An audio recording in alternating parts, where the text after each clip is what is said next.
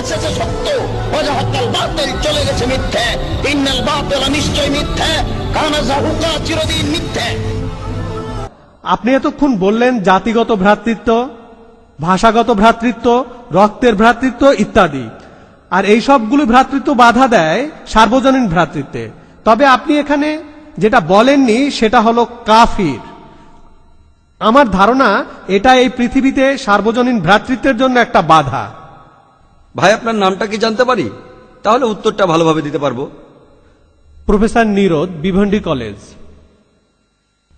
Professor একটা প্রশ্ন করেছেন যে আমি আজকের এই লেকচারে সর্বজনীন ভ্রাতৃত্বের কথা বলেছি, আরো বলেছি সেই সব ভ্রাতৃত্বের কথা যার ভিত্তি হলো রক্তের সম্পর্ক, জাতি, গোত্র, ধর্ম ইত্যাদি, এগুলোই বাধা দেয়।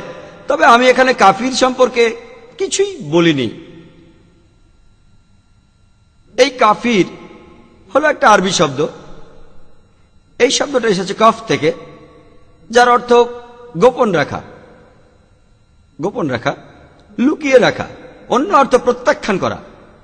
আর ইসলাম ধর্মে এই কাফির শব্দটা এর অর্থ কোন ব্যক্তি যে ইসলামের সত্যকে গোপন বা প্রত্যাখ্যান করে।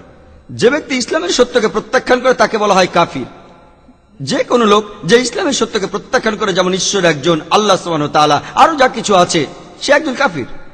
যে কোনো ভ্রাতৃত্ব সর্বজনীন বিশ্বাসের ভ্রাতৃত্বের পাশাপাশি, আর ইসলামের ভ্রাতৃত্ব যদি অন্য কোনো ভ্রাতৃত্ব হয়ে থাকে, অন্য কোনো ভ্রাতৃত্ব, এমন কয়েকশো ভ্রাতৃত্ব হতে পারে, কোন এলাকার উপর ভিত্তি করে ভ্রাতৃত্ব হতে পারে, সেটা ইন্ডিয়া হতে পারে, পাকিস্তান হতে পারে, আমেরিকা, এই সব অন্যান্য ভ্রাতৃত্ব, যে সব ভ্রাতৃত্ব সর্বজনীন ভ্রাতৃত্বের মতো একজন সৃষ্টিকর্তায়, একজন ঈশ্বরে বিশ্বাস করে না, সেগুলো এখানে বাধা দেয়। যেমন আপনি বললেন যে কাফির, কাফিরদের ভ্রাতৃত্ব, এটাও সর্বজনীন ভ্রাতৃত্বে বাধা দেয়। কাফির শব্দের অর্থ যে লোক ইসলামের সত্যকে প্রত্যাখ্যান করে। অনেক অমুসলিম আছে যারা আমাকে প্রশ্ন করেছে, আর এই প্রশ্নগুলির জন্য আমার একটা ভিডিও ক্যাসেট আছে, কেন মুসলমানরা আমাদের কাফির বলে নিন্দা করে।